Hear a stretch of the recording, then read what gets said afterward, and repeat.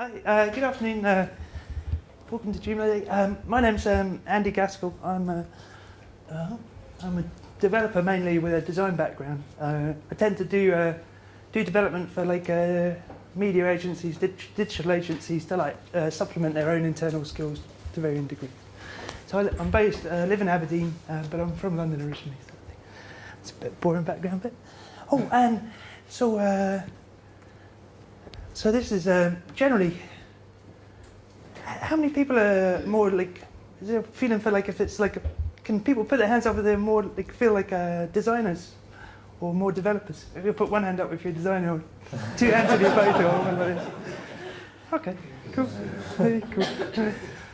Okay, so what we're going to cover today is basically about taking your design and or a design that somebody else has done for you, like a design agency or an independent designer, and implementing that on using on Joomla 3. Joomla 3, the default template in Joomla 3 and 3.1 is a template called Protostar, and fundamentally it's a really nice template to use as a base for implementing your design. Just for getting started, sort of thing. So that's really what we're gonna cover today. So you can see Protostar in action if you go to the Joomla demo site. It's all Protostar. It's nice, it's clean and simple.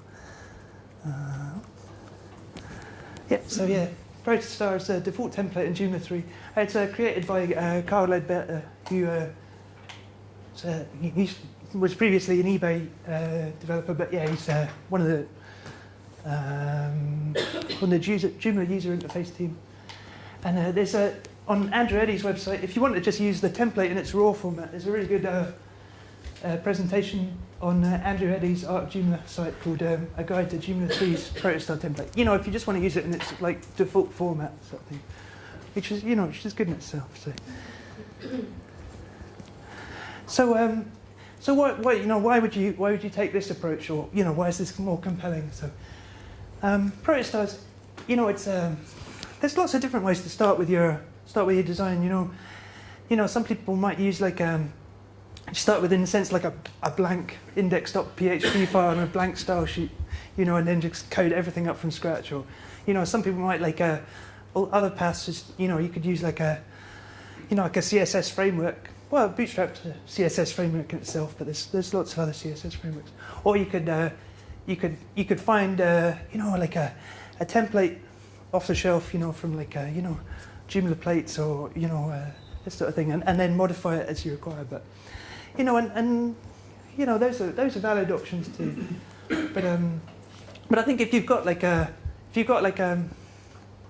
design as a file, your designer sends you a JPEG, or you've sketched out something on paper in a sense with your it's a good place to start. So so it's good advantages. There's sometimes you get templates off the shelf and they got 43 different module positions, and you'll be like, it's a bit of a mess. But so Protostar is only a dozen or so, and there's only one CSS file, so it's not, you don't have to sort of wade through a mud of different classes in different places, dependencies and everything. And it's one of the main things, especially in the mobile age. It's responsive out the just out the box. So in a sense, if you use it as your base, you'll end up getting a responsive design or responsive site, in a sense, free, if that makes sense. And you can modify it a little bit, or you can modify it a lot, depending on what your design looks like, sort of thing. If your design looks a bit like a normal looks a bit like Protostar or a normal sort of Joomla website. Normal is a terrible thing to say, but then you probably won't have to change it that much. So that's it. Basically, it's all you need without too much junk that you don't need, sort of thing. Getting started. There's probably a lot of probably a lot of you are familiar with how the template and how templates work. But just so what you do is you take the Protostar folder, duplicate it again. So this is just standard in your Joomla 3 install. copy it to a new file name, you know, and you know, copy it over here. And then, you know, you sort of go in and you sort of edit the useful things like the name and, you know, the author and all these things and stuff. So just in the metadata in the XML. So, but the main one is like changing the name to whatever your folder's called. It's okay to edit that. There's no copyright. Yeah, no, it's GPL. So, yeah. So what do you do next? So you've just got at this point you've just got a new template, which is called, you know, whatever, my cool template, but it actually looks the same as the existing template. So you just sort of kick off and start working your design into the code. I suppose so. So yeah, what you do next totally depends on your design, really, you know. So, but typically you might just start chopping it up into the various elements. You know, with the modular approach of Joomla, it tends to be what you always end up doing. So. But you know, everything's easier to explain with an example. So here's a website we did last month using Joomla 3. It's Jim McGovern. He's a MP for Dundee North. He's been the MP for Dundee North for like 10 years or something. Yeah, it's quite a Labour sort of place, Dundee. So you know, so this the design was done by a digital agency based in Forfar called Oomph, but they just renamed themselves to Pucker Digital, so I've got to remember that. So you know, the designers send you this file. You know, it's like looks like quite a normal site, so it's quite a good example in that sense. You know, it's got footers, it's got content, it's got, you know, homepage slider thing, and you know, different bits and bobs. These are like, you know, like news lists from different categories and other links and stuff. So you're thinking, no, that's so far so normal sort of thing. So in a sense, what we just talked through is the process, you know, for getting started and changing what is now your template, your Protostar clone of template into this, you know. So you know, first thing, using Bootstrap and, you know, working with the aim of it being responsive is you chop everything into horizontal rows, you know. So that way, it'll fit nicely into Bootstrap's responsive row-based sort of framework. So there you go. We chop one header, menu, you know, like breadcrumbs, and then main content-y bit, and a couple of other bits. You know, these are all different modules and stuff, and the footer, of course. You know. So yeah. So within Bootstrap, we can use the class rowFluid. So each one of these will be each one of these is a separate rowFluid, and then that means when it's in its responsive format, they can all rejig into on that basis sort of thing. So yeah, and then you sit there and you be like, oh, right, where are my modules? You know, so this is it. Module. So then you're sitting like, so you end up, you know, you've got a bunch of module positions based on your design that way sort of thing. So, if anyone's got any questions, just jump in. And then using Bootstrap CSS, it uses a principle of 12 columns, and across the page sort of thing. So you just need to work out, you know, look at them and say, you know, there's three here, so they're going to be four columns each, you know, and there's four here, so these are going to be 3 columns each. You know, and when it's viewed in the responsive format, you know, the modules tend to sit above each other as it's on a long scrolling like iPhone type screen. You know, and at the top, you know, we've got six columns each. So you can see we're sort of shoehorning the design into rows and columns of varying width. Sort of thing. So, and then we'll have a look at the code for Protostar next and see how that.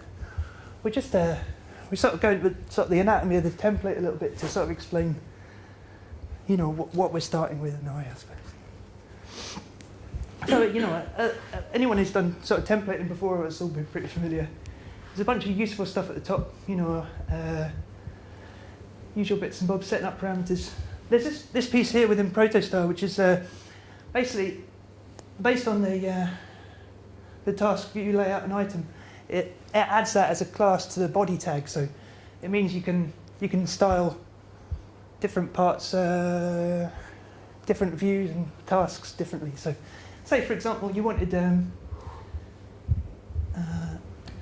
you know, if you wanted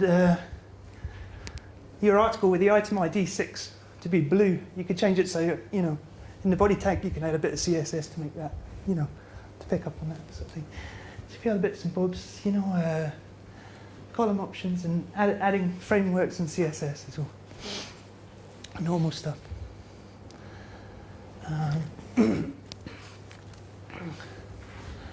This is quite sort of standard. There's a bit of code to sort of check whether there's modules on the left or modules on the right to see how wide the main body will be. One thing with Protostar and it's quite common within templates, it uses template parameters to dictate the website logo and this sort of thing and the website title.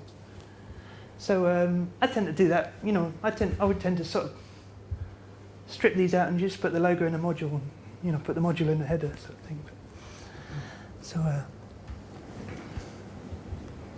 yeah. So and there's also it's all often the way with like templates off the shelf. They're designed to appeal for a wider audience. So they give you other parameters for like font and color and this sort of thing. But we can strip all that out because we're, you know, all that stuff sort of in a sense dictated by the design. So we can remove, in a sense, all this complexity here where, you know, you can see it's pulling in Google font parameter and stuff, which is quite nice if you're just using Protostar by default because you can make all your headings green and this sort of thing.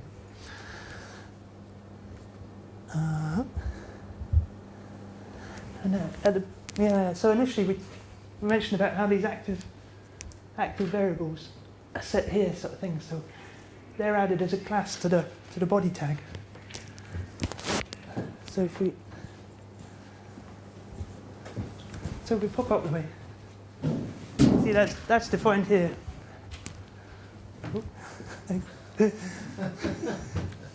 Save me getting a dead leg. And then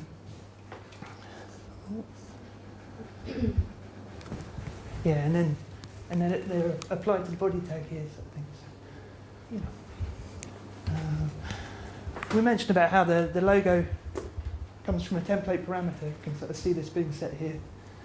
And also the site description comes from a template parameter. But there's a site description anyway in Joomla, so you don't really need that. So this is all pretty normal stuff. You've got the main content here, component, and you know, and there's all footer bits and bobs. So we use that as a base. You know, in a sense, you know, like so it's good to understand it, so you know you can just strip most of it out, really. Yeah, so you know, following that process through, we can look at a more like a pared down.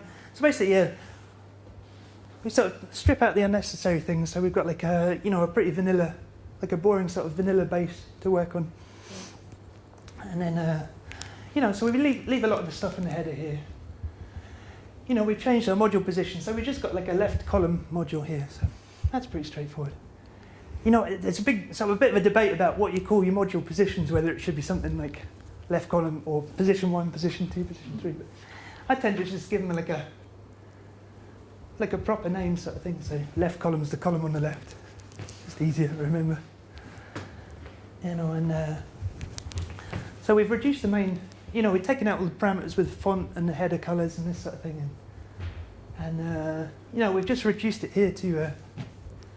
You can see that the header row here, you know, it's we talked about this row fluid, and then you can see here we've got like a div span 6. So that means you can see the header div there. It's got like 2 span 6s, so it's divided in half with a position either side. You know.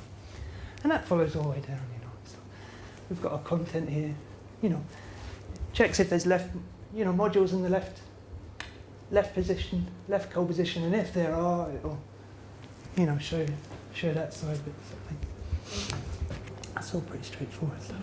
So in a sense, that's like stripping it all out. But yeah, also we have to remember to go back and modify our XML template.xml to reflect, you know, if we've renamed, added, or removed module positions, and we stripped out all these parameters as well. So, to be honest, most of that part, this part of the process so far is just deleting stuff.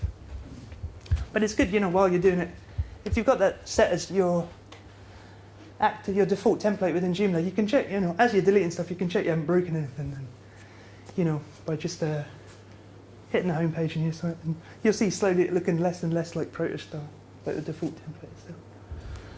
So yes, in a sense, it's a job of simplification, really. Yeah. So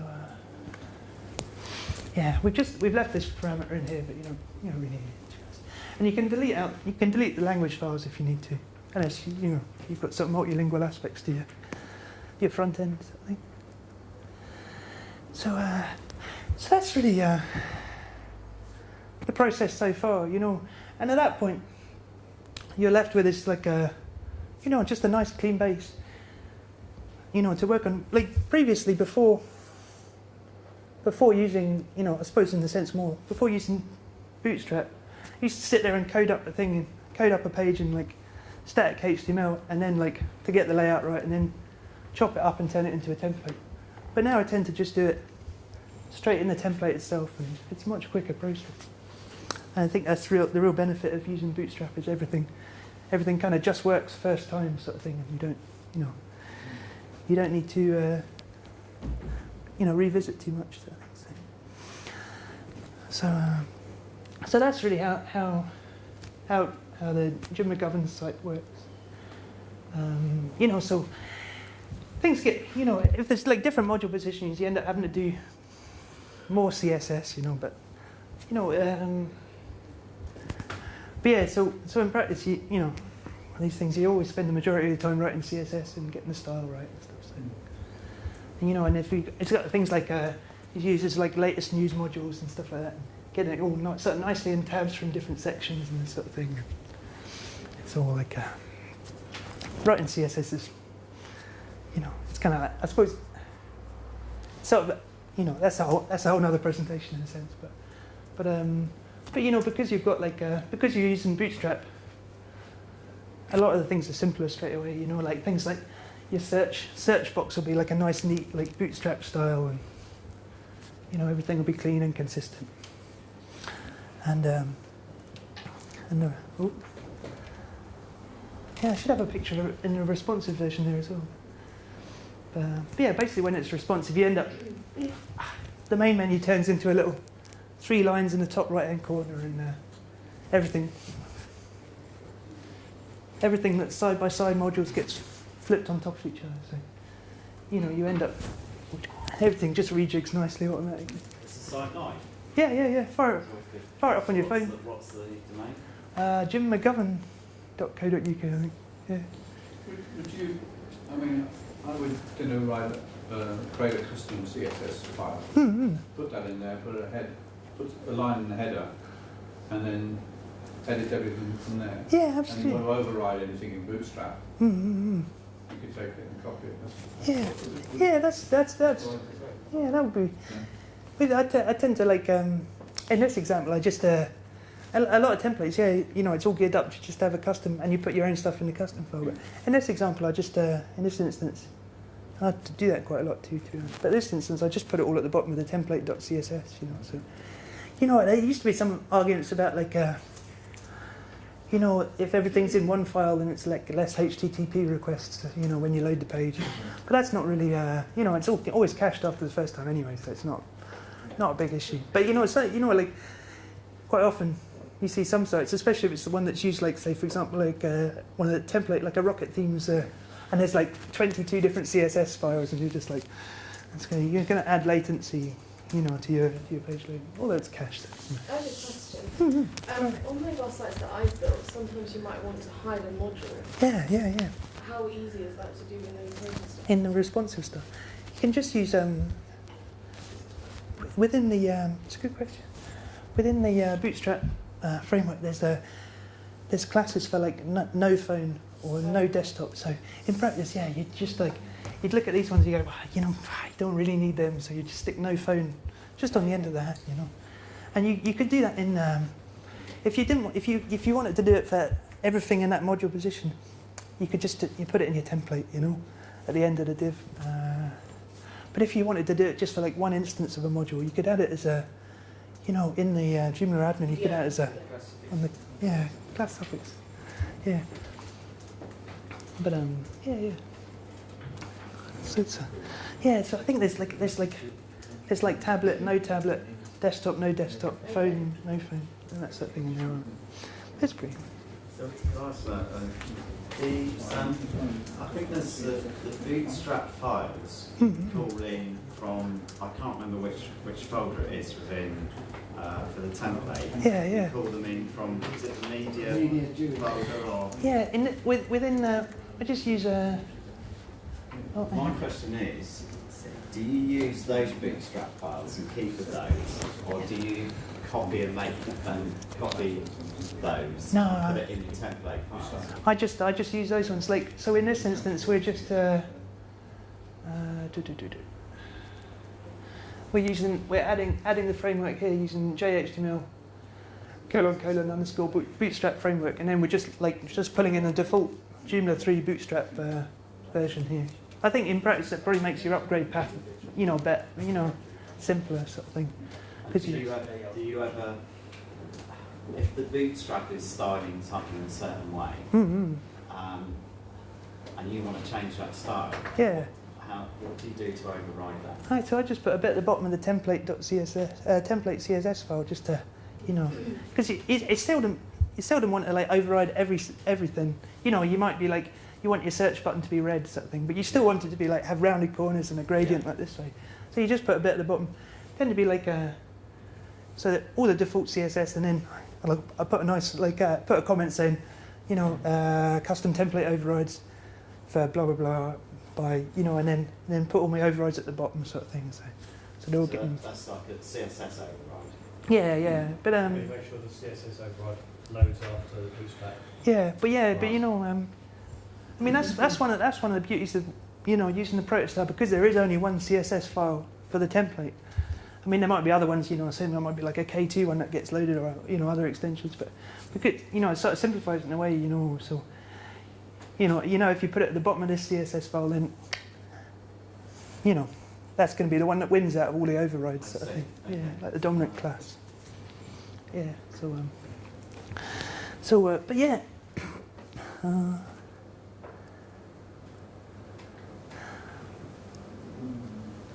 So you know, so this approach, although it's ideal in a sense for like for designs which are like sort of very sort of normal, like 1-2 columns sort of thing. Equally, you know, it's just as good a starting point for using if it's like completely different designs.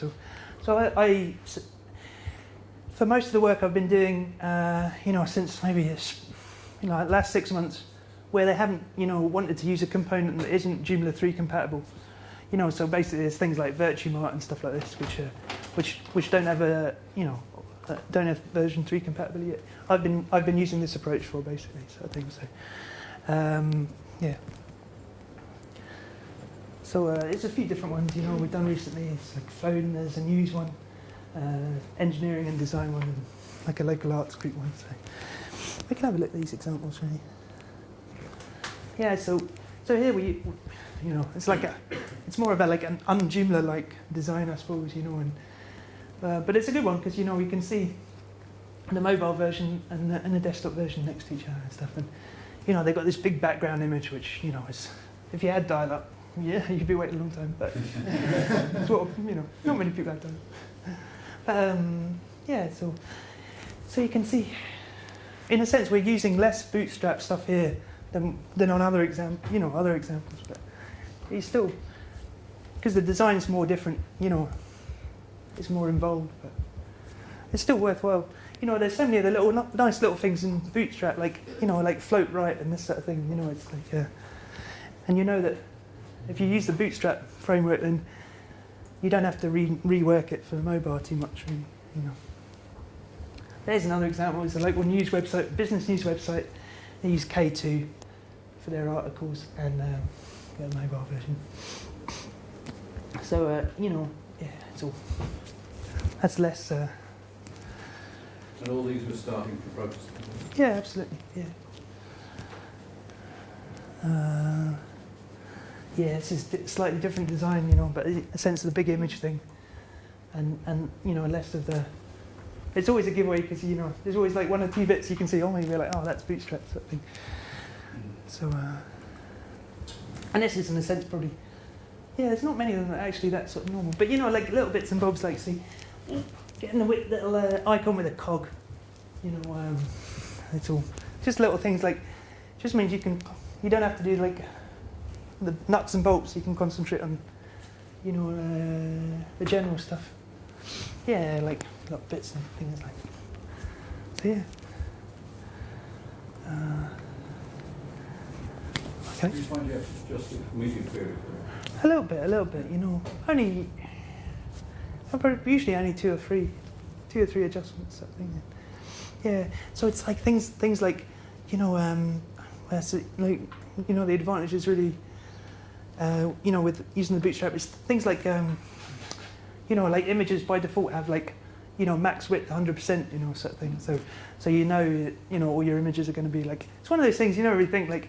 Oh, I better make sure my images don't like fly off the side of the phone screen, sort of thing. But it's all sort of done for you anyway. So it's, but yeah, is any other questions? How much of it is Joomla 3 depends on Joomla 3? Well, not so much of it, to be honest. I mean, in a sense, yeah. But yeah, I mean, I can't honestly remember whether Protostar was in the last versions of 2.5. I don't think it was. No, I don't think it was. So in a sense, that's really the only you know, you'd have to like backport Protostar, you know, to 2.5. You know, which is probably only like an hour's work. You know, I thought, you know, because well, for some people, well, probably days work for me. yeah, well, you know, like template compatibility between 2.5 and 3 was like there's only like 2 or 3 things that broke. Sort of thing, you know. Yeah. You're probably taking most of those apps anyway. Yeah, absolutely. So, yeah, yeah, but, yeah.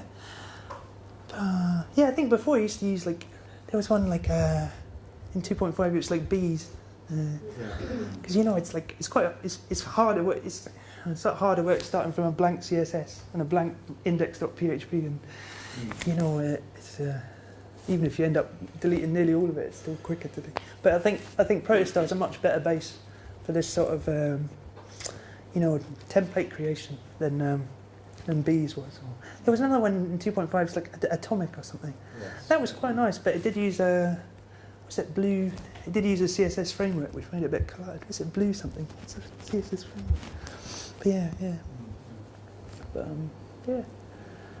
But yes, any questions or any projects that people I think like how would I do that or that sort of thing? Fire away. I can't remember seeing. Can you also use? Is there a copy template in packaging? Yeah, there is. Yeah. You can do it. Could you use that with that?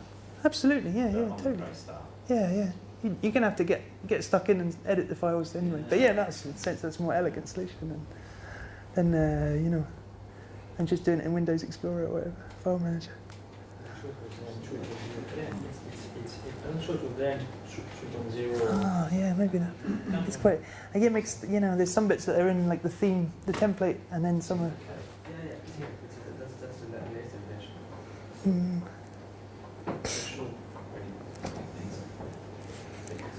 Is that? Do you know if they're going to upgrade Protostar to Bootstrap 3? I'm not sure to be honest. I imagine that will just go with, you know. Yeah, I mean, it's been more involved for the admin side of things. You know, like so like the admin backend would be more work to was it Bluestalk, the default admin template, to update that, you know, to the latest Bootstrap. But I imagine in due course, you know. I don't think Bootstrap's like kind of here for the long run, you know. There's some things like, you know, I mean, I know Joomla use MooTools, for example, for a good while, you know, and then maybe there's more transition towards jQuery. But I think, you know, I can't see people stopping using Bootstrap any, you know, within the next few years, like sort of things. I think it's a reliable base in that sense. Any other questions? Or?